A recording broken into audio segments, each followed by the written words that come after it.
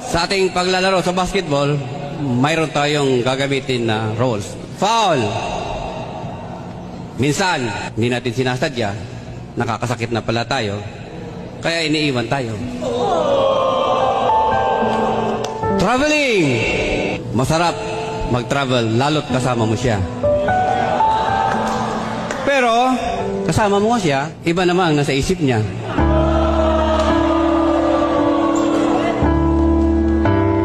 Out of bounds! Masaya sa simula, may hangganan din pala. Substitution!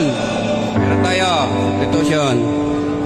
Pwede kang pumalit sa lugar niya, pero huwag mong kakalimutan, kaibigan ka lang niya.